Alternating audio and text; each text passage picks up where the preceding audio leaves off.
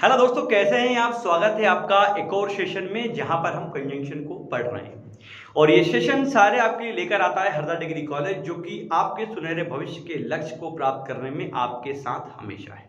दोस्तों, मैं हूं नितिन सोनी, जैसा कि आप जानते हैं, आपका टीचर और दोस्त, जो कि आपके साथ जुड़ा हुआ हूं पिछले कुछ वीडियोस से, जहां पर मैं पूरी कोशिश कर रहा हूं कि सरल से सरल तरीके से आपको बोर्ड क्लासेस में आने वाली इंग्लिश को बोर्ड के लेवल पे पढ़ाऊं। देखिए, इंग्लिश एक बहुत अच्छी लैंग्वेज है जो बहुत डेप्थ में जाके सीखी जा सकती है। यहाँ हम एग्जाम के पॉइंट ऑफ व्यू से पढ़ रहे हैं, इसलिए कई बार हो सकता है कि आपको लगे कि चीजें बहुत ऊपर से हैं। ठीक है, तो डेप्थ में पढ़ना एक अलग बात है। एग्जाम के पॉइंट ऑफ व्यू से जो एग्जाम में आती है, जो सिलेबस में है, कुल मिला के अगर मैं ऐसा कहूँ तो सिलेबस के अकॉर्डिंग पढ़ना एक अलग बात है। अगर आप इंग्लिश को एज अ हॉबी सीखना चाहते हैं तो फिर आप उस प्रकार से संपर्क करिए, आपको बेस्ट तरीके से पढ़ाया जाएगा। तो लास्ट सेशन में दोस्तों हमने इफ को देखा था। इफ यानी होता है यदि। आपने पूरा सेशन का वीडियो देखा होगा, नहीं देखा है तो देख लीजिए। आज हम इफ के प्लेस पे जो है अनलेस लगाने वाले जो क्वेश्चन आते हैं वो करते हैं। तो पहले हम अनलेस को देखते हैं कि अनलेस होता क्या है। अनलेस का मतलब होता है यदि नहीं। क्या मतलब होता है इसका? यदि नहीं। ये भी दोस्तों कंडीशन को दिखाता है। क्या को दिखाता है? ये कंडीशन को दिखाता है। यहां पर ही हमको कंडीशन मालूम पड़ती है। ठीक है, दो सेंटेंस दिए रहे, जैसे कि मैंने कहा she does not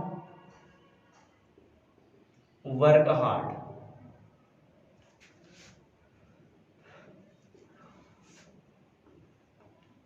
she will fail. ये दो सेंटेंस दिए रहेंगे और लिखा रहेगा combine the sentences using unless. बड़े ध्यान से देखिएगा दोस्तों।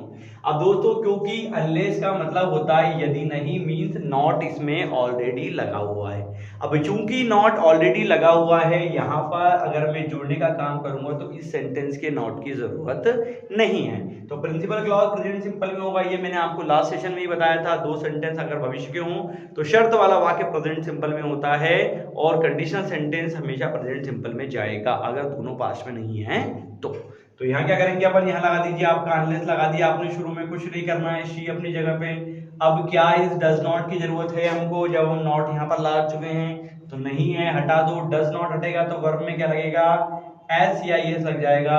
अनलेस शी वर्क्स हार्ड, क्या हो जाएगा? She will fail. अगर वो कठिन परिश्रम नहीं करती है तो वो फेल हो जाएगी। दोस्तों, याद सिर्फ इतना रखना है कि जब अनलेस लगा दिया तो यहां पर नॉट नहीं आएगा। अक्सर लोग अनलेस के साथ नॉट लगाते हैं, जो कि कंप्लीटली रॉन्ग है। ध्यान में रखिएगा। तो ये तो हो गई एक बात। एक एग्जांपल और लेते हैं।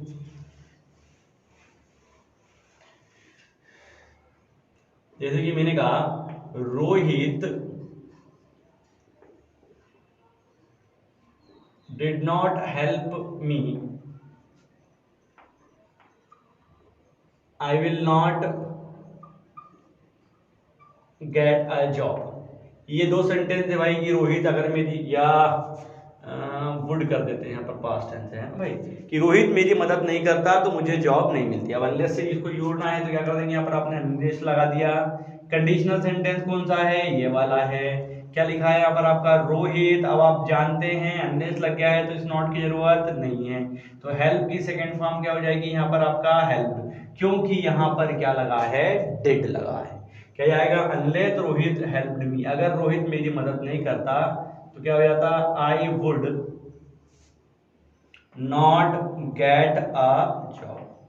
तो मुझे एक नौकरी, या गेट द जॉब बोलना चाहिए, यहाँ पर द कर देते हैं तो ज्यादा अच्छा रहेगा। पर्टिकुलर किसी जॉब की बात करें, ठीक है ना? I would not get the job. अगर रोहित मेरी मदद नहीं करता तो मुझे नौकरी नहीं मिलती। वो पर्टिकुलर नौकरी की बात हो रही थी, इसलिए मैंने यहाँ पर द लगा दिया। समझ में आ गई होगी बात यहाँ पर। तो यहाँ याद सिर्फ इतना रखना है कि अनलेस वाले क्लॉज में नॉट नहीं आता है। ठीक है, अब हम वो सेंटेंस देखते हैं यहाँ पर इफ की जगह अनलेस लिखने को आता है। ठीक है, अब देखते हैं। मैंने लिखा if you work hard you will pass. अब यहां लिखा रहेगा री राइट द सेंटेंस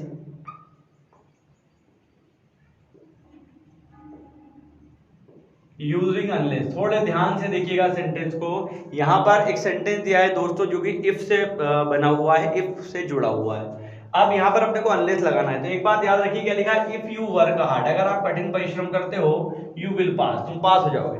पर अगर अब मैं इफ की जगह पे अनलेस लगाता हूं, यहां पर मैंने अनलेस लगा दिया, तो एक बात याद रखिए, अनलेस लगा मतलब सेंटेंस का मीनिंग चेंज हो गया, वो नेगेटिव हो गया है। तो यहां पर अगर मैं लिखता हूं अनलेस यू वर्क हार्ड, क्या मतलब हुआ, यदि तुम कठिन परिश्रम नहीं करोगे।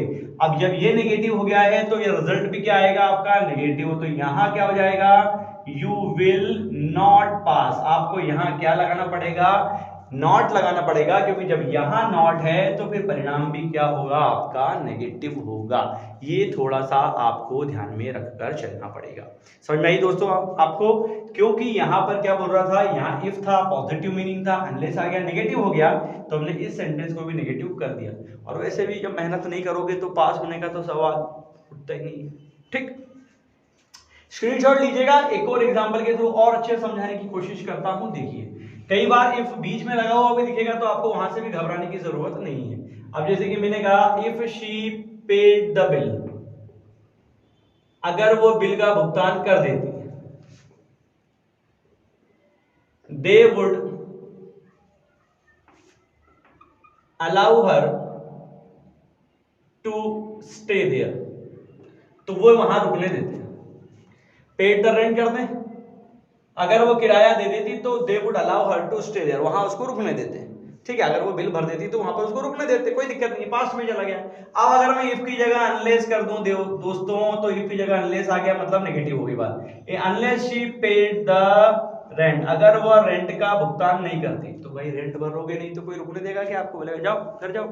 तो क्या हो जाएगा, यहाँ पर आपको क्या करना पड़ेगा, यहाँ पर आपका दे